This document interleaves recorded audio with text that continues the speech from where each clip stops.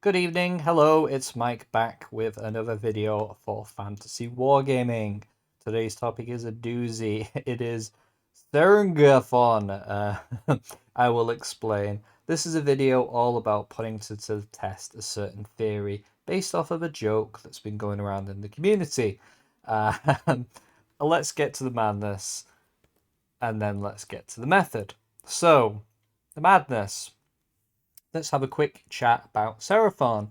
As you guys may or may not be aware, they've been sitting quite comfortably at the top of competitive play for quite a while, since their book came out in second edition. There is a whole video's worth of content that I could talk about to explain why that's the case. But for the purposes of today's exercise, one of the strengths that they have leaned on over the past couple of years have been that they have a very deep roster with very few outright bad units. That's not to say that everything's just out of the box fantastic. Some units require a certain amount of synergy within the book in order for them to really fulfill their potential. That said, it had become a bit of a joke, and still is, within the community that you could randomly determine your list, and it would be all right. It wouldn't necessarily be a list that you'd be happy to take to a tournament, but you could bring it to club night, and it would be okay. You could have some casual games of it, and you would probably have a reasonable go of things. So, after a brief chat on Twitter with people, I wanted to put that theory to the test, and today we are going to do that, and I'm going to show my working. That method is as follows. A few things off the top before we break down these bullet points. There's probably countless ways that you could randomly generate a Seraphon army list. Some are going to be more true random than others. This one is not true random. The reason for that being that I wanted to minimize like outright illegal lists, and also I wanted to have an exercise that would actually not just be a complete train wreck. And when we get to that point where I talk about where I intervene with manual stuff, you'll see why. You'll see why. So, each unit is split out into 4 types: heroes, battle line, behemoth, and other. That corresponds to their sections within War Scroll Builder, basically. Now, you'll notice that there are going to be some units in here, like the Carnosaurs, which fall under 2 categories: heroes and behemoth, or Stegodon, which is behemoth and potentially battle line. In those instances, like the heroes, for example, they're just going to be heroes. They're not going to be counted as behemoth. So we've split out into 4 categories. In the first category, heroes, I'm going to generate all at once up front. The reason for that is just to make sure that we at least have 1 hero added to the army. And I think it makes for some interesting drama. So what we're going to do is we're going to roll a d6 because we have a maximum number of 6 heroes in our army. And then we're going to generate the d6 heroes with a d20. That covers all 18 heroes that you can include in a Seraphon army. If a result of a 19 or 20 is rolled, then I will just re-roll it to get a legal value. Now, of course, this does mean that we could have the potential of duplicates. I will, of course, re-roll any unique results. Once our heroes are set, we're going to roll a d3 repeatedly to determine which of the 3 remaining categories we're going to be generating from. So 1 to 2 is a battle line, 3 to 4 is a behemoth, 5 to 6 is other. Once we've done that, we're then going to roll another dice to basically determine which from that sort of table we're going to be pulling a unit from. So because there are 4 unconditional battle line, we're going to be rolling a d6 and then re-rolling a result of 5 or 6. As there's only 3 behemoths, we're just going to roll a d6 and 1 to 2, 3 to 4, 5 to 6. You get the idea. And there are exactly 6 other units, so just a straight d6 is used for that. Now, there are some units in this army which can be reinforced, obviously. In those instances, if I do select a reinforceable unit, I will roll a dice. On a 4-up, it is reinforced. If it could be reinforced twice, I will roll another d6. And on a 4-up, I will reinforce it a second time. If I can't fit a generated unit, I will re-roll until I can find an appropriate one. What you'll quickly find is if we get to a point where there's only a handful of units that could legitimately get generated, I will just sort of do a fudge job and roll a dice between the ones that are remaining rather than keep you on this video for like an hour waiting for the right number to pop up on the dice. And finally, this is where I do my manual intervention. Subfaction battalions enhancements I will manually select. The idea here is I want an army list that looks at least somewhat respectable, like a human may have put it together. So, for example, if I generate an army that's got 0 Saurus in it, I would not take a Saurus-focused coalesced subfaction. And then battalions enhancements are there just to, because I think it would be a fun little exercise for me to share with you guys about how I would take this turd that gets generated and try and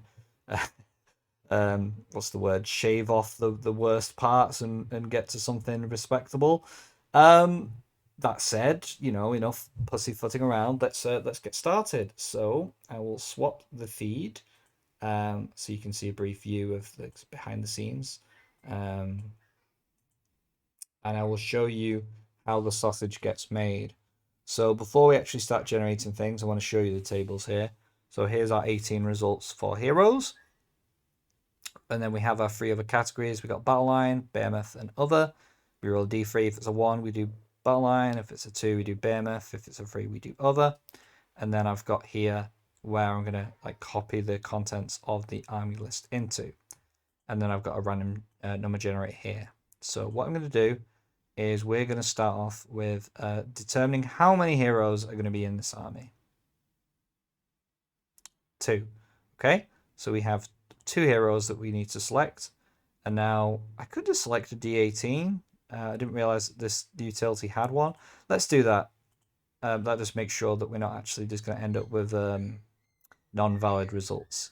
So we've got 13. Let's consult our table.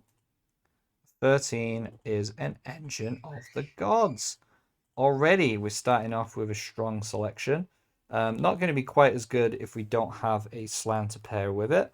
There are 2 slan options on the table, and we've got one choice now, one chance, I should say, to generate it. So let's roll that dice again.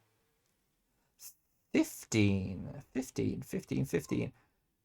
Oh, Saurus, Scavenger, and Carnosaur. Right, okay, that's the better one. That's quite interesting. Sorry, where am I? List video. So 215 points. So the Saurus Scav Veteran gives me exploding 6s on Saurus, but he can always just use it on himself.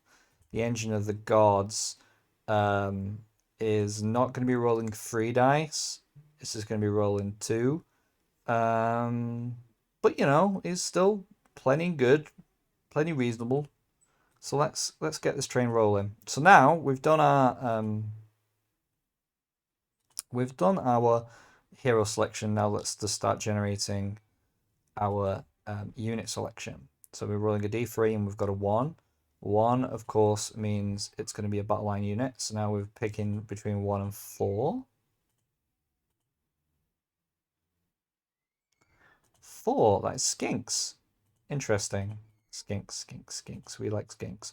So let's see if we're going to reinforce it. So we roll a d6 and on a 4-up.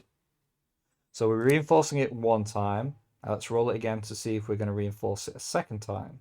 We do not. So we're getting 20 skinks. So skinks reinforced twice, so they're 75 points. So they're going to cost 150. So it's an interesting start here. Immediately we've got a quite reasonable battle line unit. So let's now roll again. 1, so another battle line. And this time believe this is Thesaurus Knights. Okay, okay. Are we going to reinforce it? No. So just a screen unit of Thesaurus Knights. So 110 points. Thesaurus Knights. Okay. Back to the D3. 3. Okay, so now we need a D6. 5. 5. What is 5? 5 is Salamander Hunting Pack. Oh boy. Okay, we are in business. So this is the Behemoth section. Are we going to reinforce these Salamanders? We are. Okay. So 140, 280. It's 280 points of Salamanders. Let's go. Okay. D3. We've got one from the other table again. And this time 4, which may be razor. Oh no, Ripidactyls. Ugh, okay, Ripidactyls. Are we going to reinforce these Ripidactyls? We're not. Okay, good. Uh, we could take Ripidactyls as like a really, really cheap sort of cap a point unit, but we really don't want to be throwing a load of points into this unit. We'll talk about them in more detail when we're kind of we've got the unit, the army decided on. But spoiler alert, the Ripidactyls are not terribly exciting. So back to the grind. Another roll a d6 again. Salamanders. Are we gonna reinforce the Salamanders? We are. Okay. So this is a bizarre list. It's got quite a bit of firepower. I love it. I love it.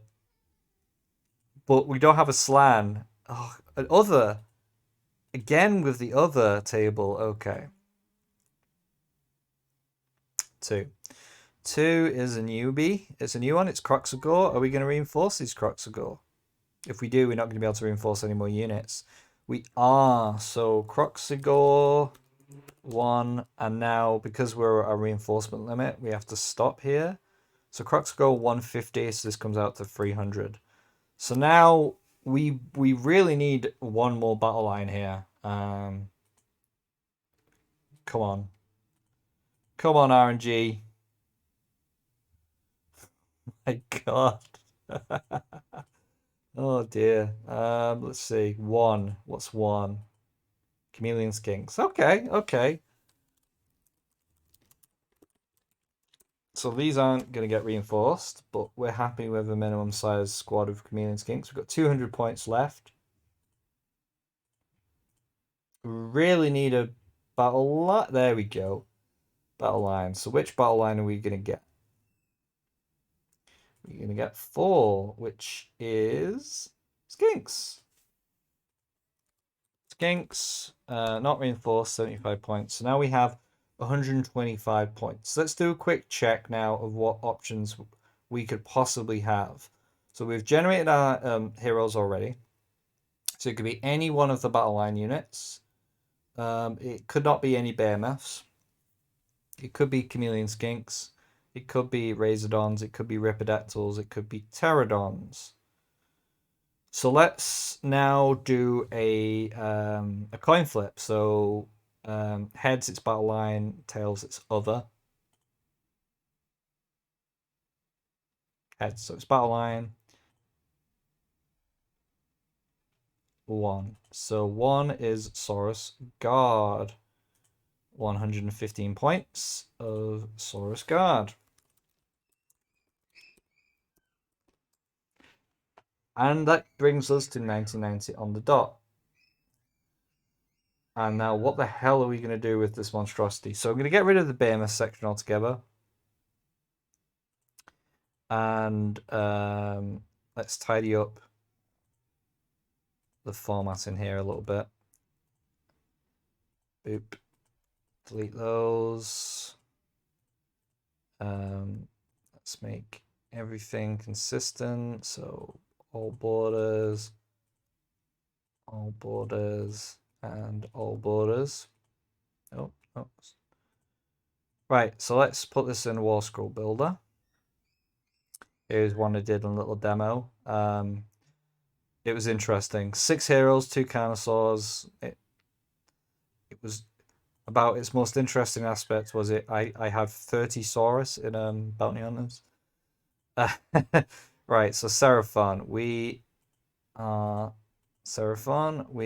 bringing a Engine of the Gods, and we are bringing a Scar Veteran on Carnosaur. We have got. Let's do our battle line first. So we've got a unit Saurus Guard, we've got a unit Skinks, we've got a second unit Skinks, we have got Thesaurus Knights. The first unit of Skinks is reinforced, and then we have double reinforced Salamanders, which is fun. We have a Croxagore unit, which is also reinforced, and we have some Chameleon Skinks. And Ripidactyls, that was the last one that we were needing, Ripidactyl Riders. So, we have got our core, and now we have to decide what the hell we're going to do with them. So, let's see, we have Skink Unit, Skink Unit, Skink Unit, Skink Unit, Skink Unit, Croxagore aren't classed as Skinks, Skinks, Skinks. So maybe that pulls us towards... Well, I mean, Starborn, what are we doing in Starborn, really? We can't... We're getting way less summoning points. We do get... Do we get the teleport? We do get the teleport, even though we don't have a Slan. Oh, we couldn't summon. That's right. We couldn't actually summon any units because we don't have a Slan, Oracle, or Astrolith Bearer. So I guess we're coalesced. So if we're coalesced, we can go Coatl's Claw or Thunder Lizard. And I think it's probably going to end up being Coatl's Claw because Thunder Lizard we have 2 monsters. I guess Prime Warbeast is good with the Engine of the Gods. Eviscerate Blade is pretty good.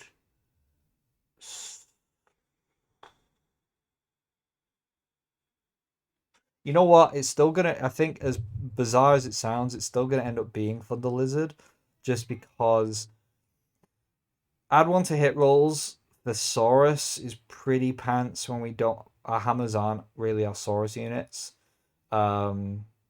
The command ability is poor. Dominant Predators, whatever. The artifact's fine, but really Thunder Lizard. At least it buffs our Scarvet and Carnosaur and our Engine of the Gods. We can double tap the Engine of the Gods ability. We can put Prime Warbeast on one of the 2 big beasties, and Fusel of Conflagration for just a random shooting attack. So let's go with Thunder Lizard. So, battalions. Well, we can't take a Warlord, we can't take a Command Entourage. So we're immediately locked out of some kind of additional artifact strategy. We can't even go for a 1-drop because we've got 2 10-size, two commanders, no sub-commanders in this army. We have 1, 2, 3, 4, 5, 6, 7, 8, 9 units. So we could just do double battle regiment, but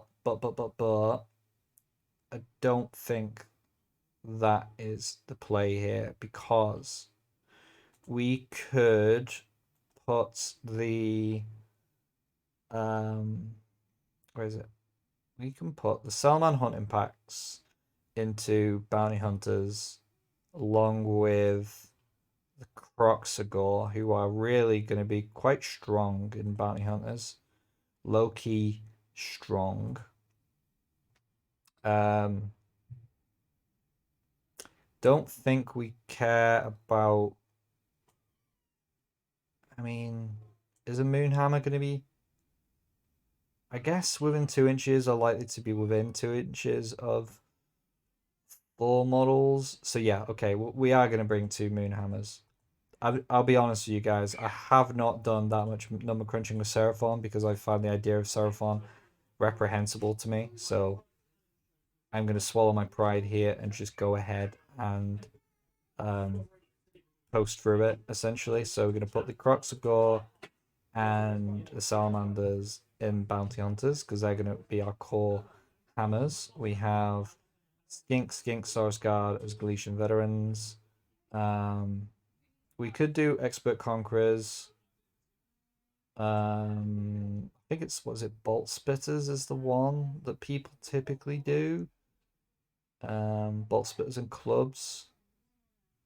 But I mean, if we not actually got any buffs that we're putting on these guys, do we not just? Oh yeah, no, we do. We want the extra range.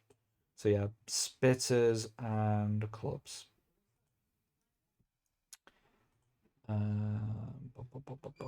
Bolt Spitters and Clubs, and let's put them in a Expert Conquerors battalion because why not? They can't go in it.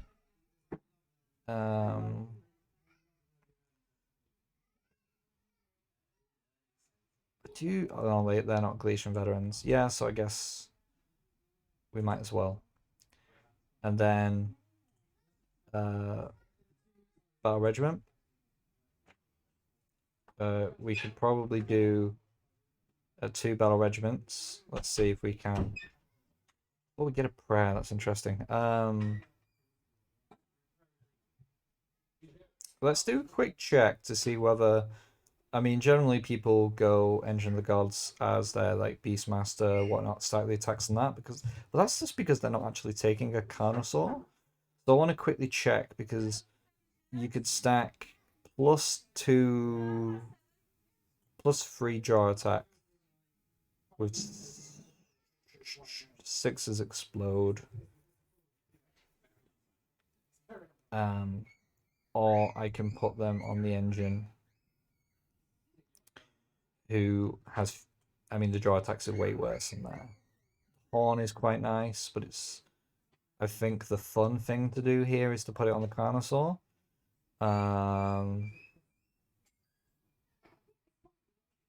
Let's see, because the Edge of the Gods is not going to be our frontline piece because we're just going to want to spam the double shot, so which would just be the heal effect most likely.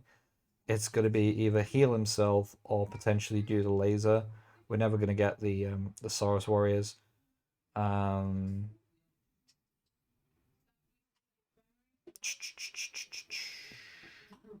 Right. So let's stick it on the Saurus dude. So he's going to take oh no, I need to. That's right. I need to select Thunder Lizard. Do I just go? I could just go generic coalesced. If I go generic coalesced, which I don't think anyone has ever really done with Seraphon, I could have reroll save rolls of 1 for the Saurus dude, or no, Nimble is not bad on. Nimble isn't bad here because it at least gives +1 to save. Oh no, he's already getting. Excuse me, he's already getting a native +1 from the horns, most likely. Cunning is bad.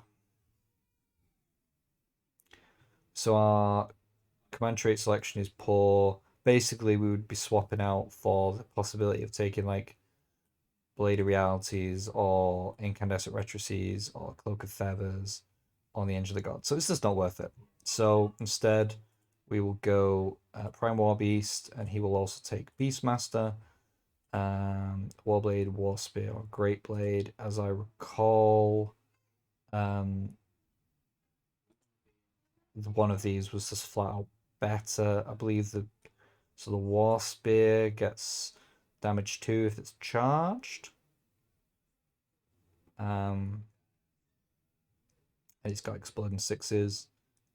And range 2. It's outright better than the Warblade. The Great Blade, yeah, you'd just take the War Spear, wouldn't you? So we're going to give him the War Spear, and we're going to give him the Glock, the Fusel Conflagration. Engine of the Gods is just got a prayer. Guidance, don't really need it. Heal, not fantastic. I mean, it's got to be Curse, right? We're banking on just throwing a shitload of dice at things. And then I think we're closing in. We just need to get a battle regiment. Nope, we need. Oh no, we added one battle regiment, right? So core battalion, he'll go in a battle regiment.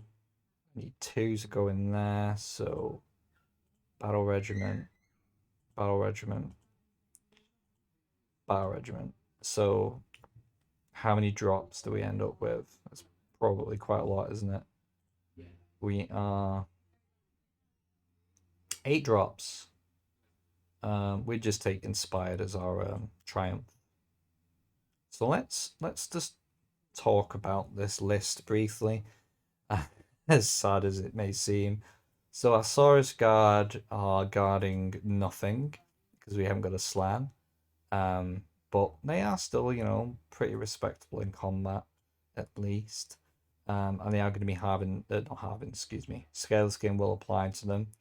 We've got the Thesaurus Knights, who are one of the better screens in the game right now because they're not Galatian veterans. They're on cavalry bases. They're 2 wounds apiece. They're getting the -1 damage from Scaly Skin. And of course, I would give them the spears. I think the spears are better than the blades. Just yeah, you would definitely take the spears over the blades, I think. We have a load of skinks just throwing out crappy dice. They're probably going to do nothing other than die, but at least they've got reasonable movement to get onto objectives. And if I get curse off and something, they can contribute chip damage.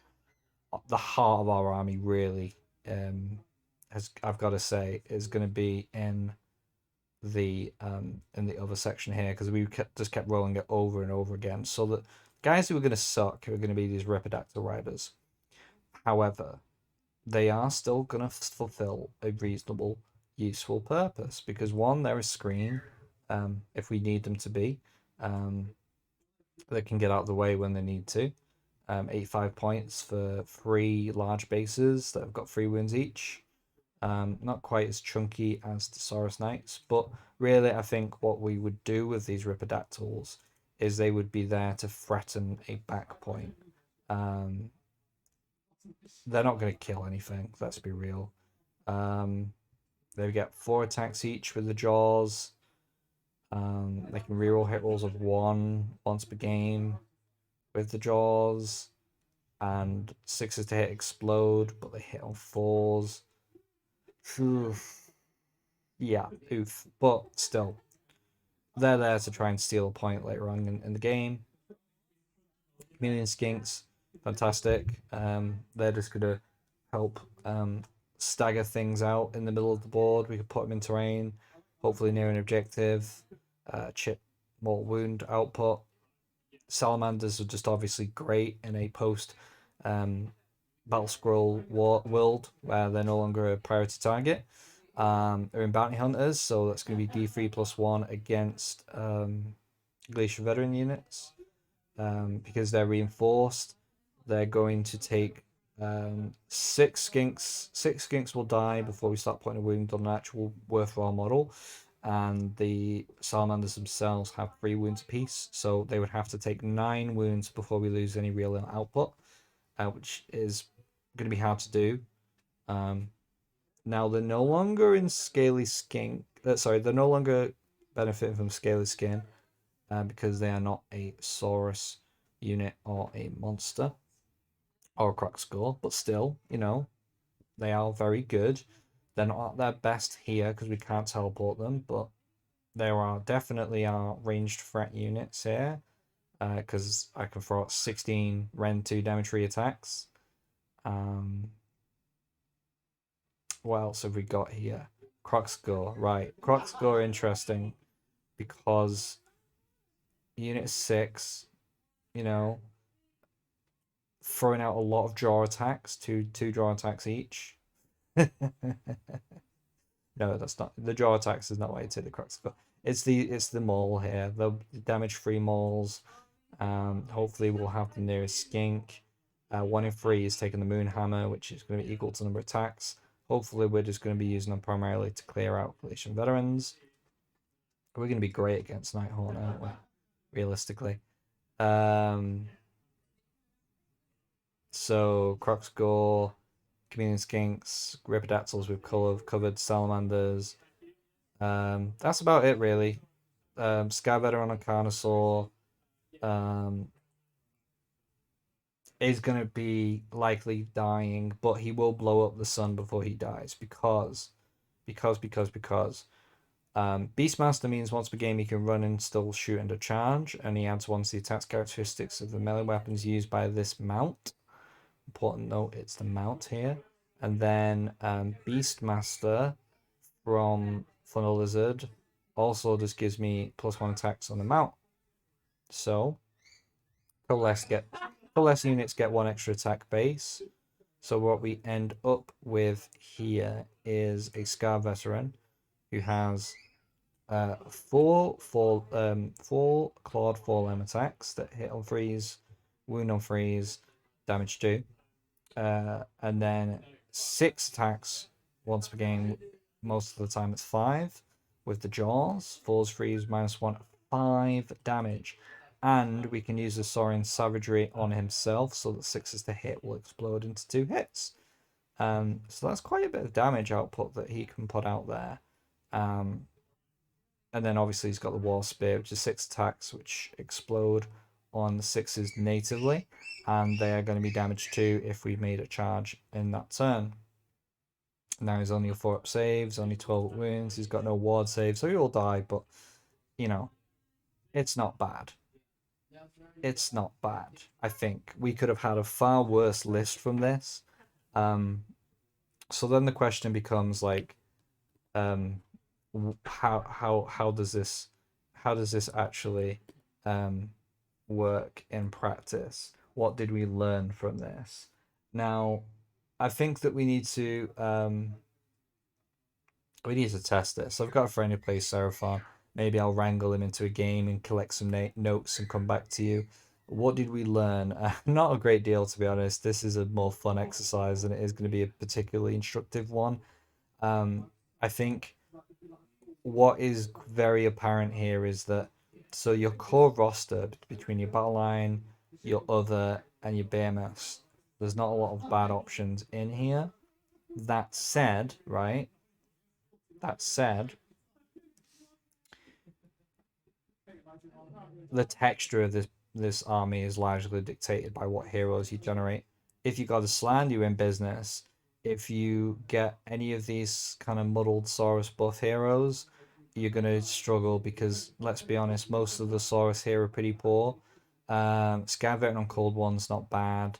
Ashlith is good if you've got a Slan. It's okay if you don't because of the 6-up ward. You don't want a Ripidactyl Chief at all, ever. Pterodon Chief is not bad if you get some Pterodon Riders alongside them. All of these options are great with the well, no, sorry, that's not true in the slightest. The Old Blood and the Oracle are pretty poor. The Old Blood just seems like a more overpriced, worse version of the Scarvet.